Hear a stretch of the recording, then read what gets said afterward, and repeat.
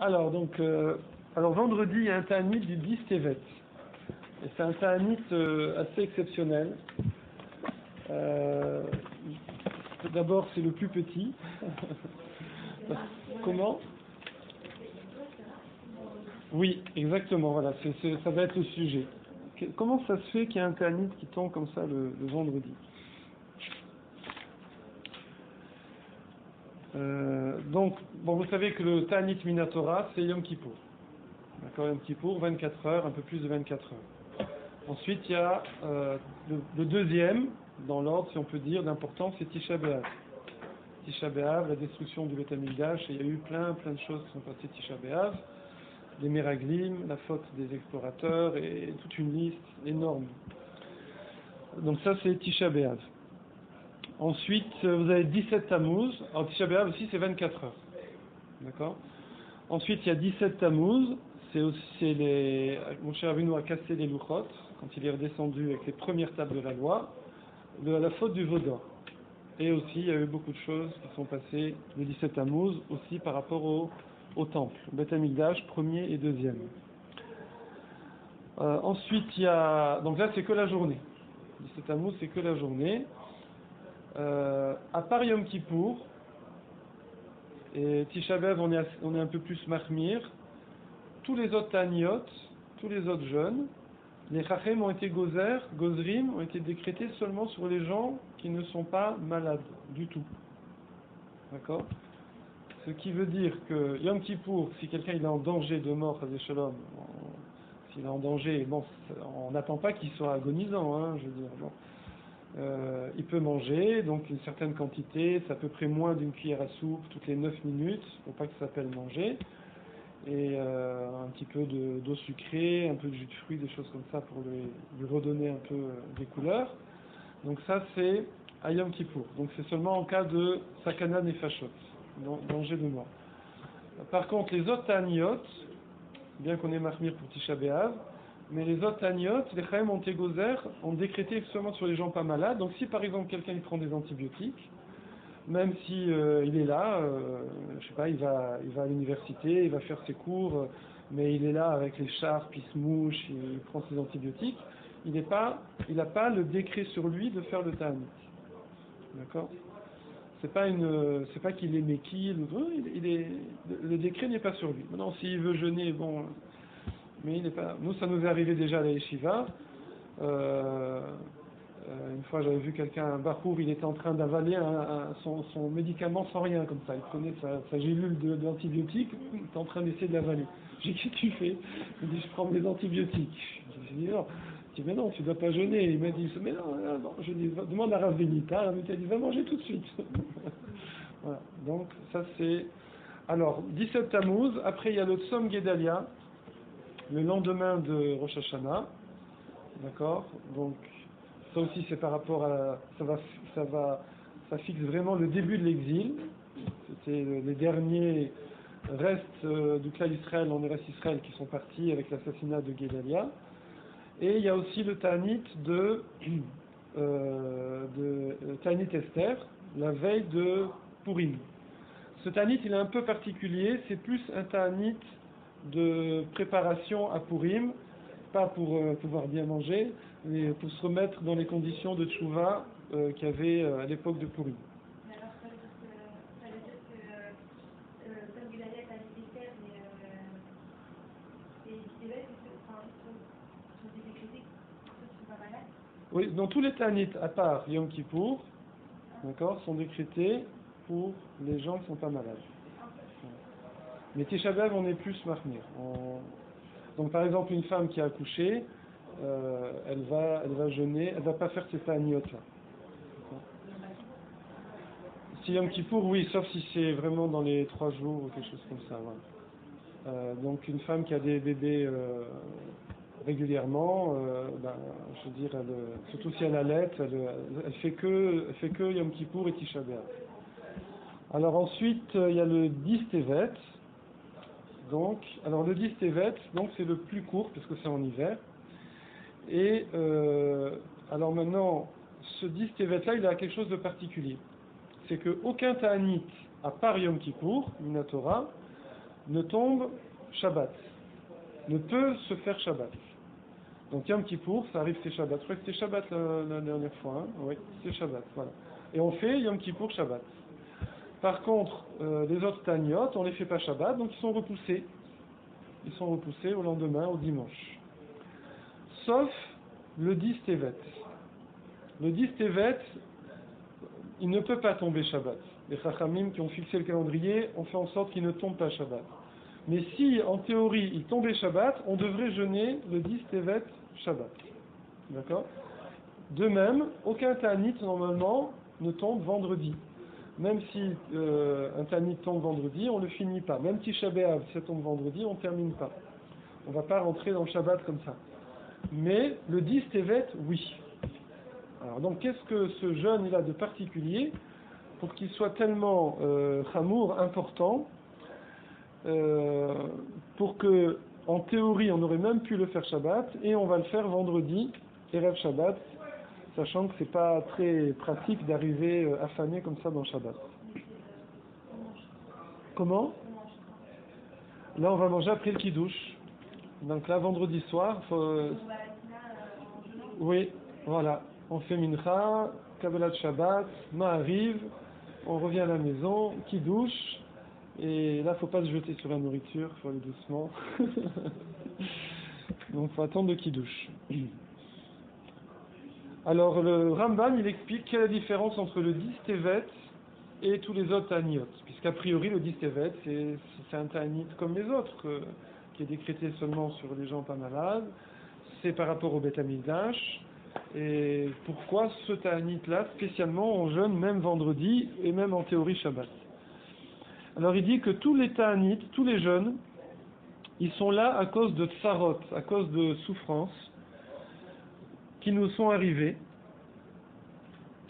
alors que le jeûne du 10 Tevet, c'est pas une souffrance qui nous est arrivée, mais c'est pour éveiller nos cœurs, j'essaie de vous traduire mot à mot le Rambam, c'est pour éveiller nos cœurs, pour ouvrir les voies de la Teshuvah, pour se souvenir de nos mauvaises actions, parce qu'on les oublie,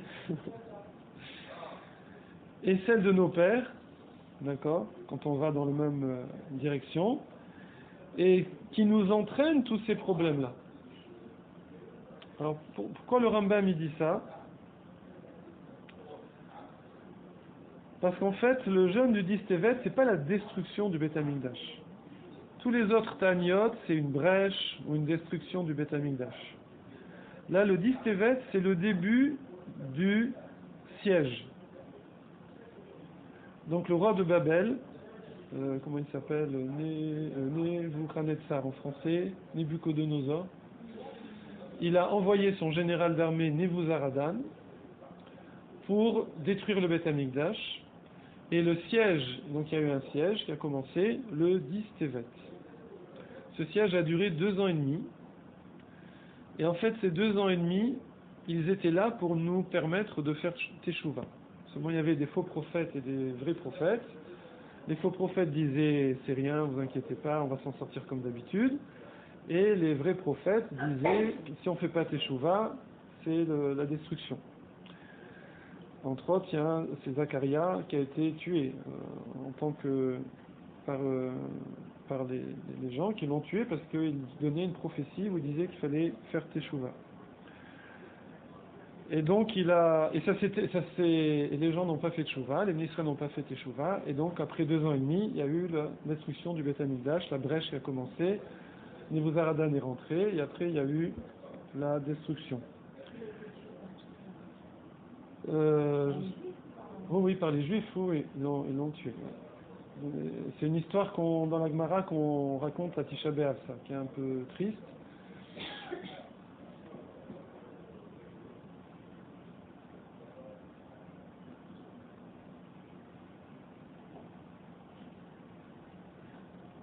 En fait, Zecharia, son sang, il est resté dans le Beth Amikdash, et ça bouillonnait. C'est-à-dire, il y avait des bulles, et ça restait comme ça tout le temps.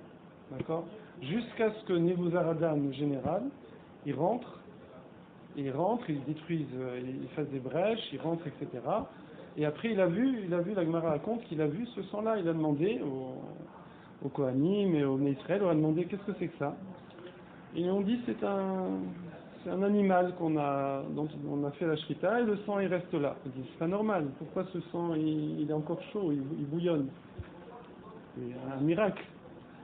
Alors, bon, ils n'ont pas voulu lui dire. À la fin, il a pris des gens et les a tués dessus. Enfin, il a commencé à continuer à tuer des gens. À la fin, ils ont dit d'accord, voilà, c'est un prophète qui nous disait de faire teshuva et on n'a pas écouté. À la fin, on l'a tué. Alors lui, il a dit, je veux que ce sang il s'arrête de bouillir. Et donc, il a pris des Kohanim et il les a tués dessus. Pour refroidir le sang. Voilà, c'est une histoire un peu. Et après, jusqu'à des adultes et jusqu'à des enfants. D'accord. Et le sang continuait à être chaud. Et ensuite, Nebuzaradan, il faut savoir, c'était le général de Nebuchadnezzar. C'est un homme qui avait une peur de Nebuchadnezzar inimaginable. Et à la fin, les Réchaïm à l'époque, c'est pas comme maintenant. Hein. Il connaissait Hachem, mais il s'attaquait à Hachem. Et donc lui, il vient de détruire le Beth Amikdash, il vient de rentrer, il a fait le siège pendant 2 ans et demi, et il voit ce sang-là, il veut que ça s'arrête, il s'adresse carrément à Hachem.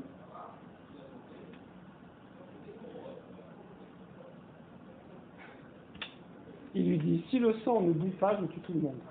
Si le sang ne s'arrête pas, je tue tout le monde. Et à ce moment, le sang s'arrête. Donc il parle à Hachem, et le sang s'arrête d'être chaud.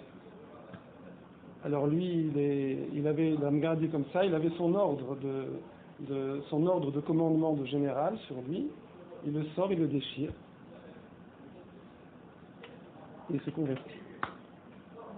Incroyable, hein? Voilà. Alors, celui qui a détruit le Beit Hamikdash, Nebuzaradan, il s'est converti après. Parce il a fait comme ça. Maradi, il a dit, si pour une personne, il y a une telle punition, alors moi qui ai tué tant de personnes, qu'est-ce que je vais recevoir? Et donc il s'en va, il fait tchouva et il se convertit. Voilà. Alors donc ici, le 10 Tevet, pourquoi c'est spécialement, le Rambam dit, c'est un jour où c'est pas une souffrance qu'on a eue, mais c'est pour nous éveiller à la tchouva. Parce que comme à l'époque, il s'était encore rien passé, si les Israël avaient fait tchouva, alors il n'y aurait rien eu, il n'y aurait pas eu la destruction du Beit Hamikdash. Alors nous, chaque année, vous savez qu'on ne fait pas de commémoration dans les fêtes. Il n'y a pas de commémoration chez nous. À chaque fois, on revit la même situation. Donc nous, ce vendredi-là, en fait, c'est de nouveau, vous savez que si le Beit Hamikdash n'est pas construit, c'est que nos actions feraient que s'il existait, il serait détruit. D'accord? Donc nous, on a l'impression que tout ça, c'est de la vieille histoire, c'est il y a 2000 ans, nous, on est tous très très bien. En vérité, nos actions sont telles que si le Beit Hamikdash était construit, eh ben il serait en ce moment, il serait en train d'être détruit, Chas Shalom. Je sais pas qui, on va pas dire de nom, il sera en train d'essayer de rentrer et de le détruire, d'accord? Pourquoi? Parce qu'on se conduit pas comme il faut. Et ça, c'est à chaque fois le démarrage de ça, c'est le 10 Tevet.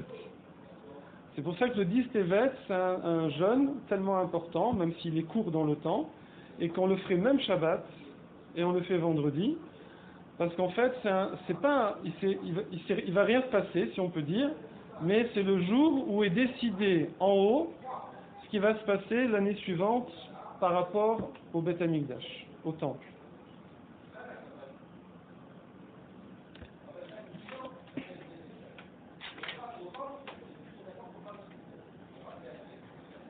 Et le Khatam Sofer, il dit qu'en fait, tout ce qui se passe sur Terre, d'accord, il y a le correspondant dans le ciel. Donc nous, on est en train d'agir, et tout ce qu'on fait a des conséquences dans le monde spirituel. Il y a comme des avocats, des accusateurs, et il y a un jugement qui se fait. Et en fonction de qui gagne, eh bien, les conséquences après se font sentir sur terre. Donc ce jour-là de 10 Tevet, c'est donc un moment de jugement, mais il ne s'est rien passé. Il ne s'est pas passé quelque chose c'est le démarrage. Alors maintenant, pourquoi on fait ce jeûne-là, même Shabbat, du coup? Parce que vous savez qu'on ne peut pas faire de jeûne Shabbat. Des gens, des fois, prenaient des jeûnes sur eux, des ta'anit sur eux. Ils voient qu'ils ont midat adin, ils voient qu'ils ont des problèmes en ce moment. Alors la personne, elle sent que si elle a des problèmes, c'est qu'il y a quelque chose qui ne va pas, donc elle essaye d'améliorer ses actions, de faire teshuva, de donner la tzedaka, de prier, de faire des télim. Et entre autres, il y a le ta'anit, le jeûne, parce que ça aide à faire teshuva. Un peu moins de matérialité, quand on étouffe un peu le corps, ça libère un peu la neshama. On ne peut pas faire ça tout le temps, mais... Et donc, des gens, parfois, prennent sur eux des ta'aniot, des ta'anit. De nos jours, ça se fait plus trop, mais avant, c'était très fréquent. Et nous, ça se fait plus trop parce qu'on fait plus rien, donc c'est pas tellement intéressant. En tout cas, quand on prend un ta'anit sur soi, donc c'est, en général, c'est plutôt constructif. Mais Shabbat, on n'a pas le droit. Sauf si c'est un ta'anit ralom. Ta'anit ralom, c'est quand on a fait un mauvais rêve, et dans des conditions comme ça où on sent que les choses tournent mal, et que ce rêve-là, on a peur qu'il se réalise, alors on a le droit de faire un jeûne pour éradiquer comme ça cette midat adin, pour faire teshuva et stopper cette midat adin. Et ça, on a le droit de faire même Shabbat. Pourquoi on a le droit de faire Shabbat? Parce que Shabbat, qu'est-ce qui nous empêche de jeûner? C'est oneg Shabbat. C'est le délice de Shabbat. Mais quand quelqu'un il sent qu'il est dans la galère, alors le fait de jeûner, ça lui donne un délice, parce qu'il sent qu'il va stopper cette midat adin, donc il a le droit de jeûner Shabbat. C'est pour ça que c'est un jeûne qu'on aurait eu le droit de faire Shabbat, parce que ce jeûne-là, il correspond dans l'esprit au fait de vouloir faire tchouva pour arrêter les mauvaises choses qui peuvent se réaliser pendant l'année. C'est pour ça que le 10 Tevet, on jeûnerait même Shabbat, ou ici on jeûne vendredi. Voilà, donc c'est voilà, donc petit en heure, mais grand en importance. Ouais.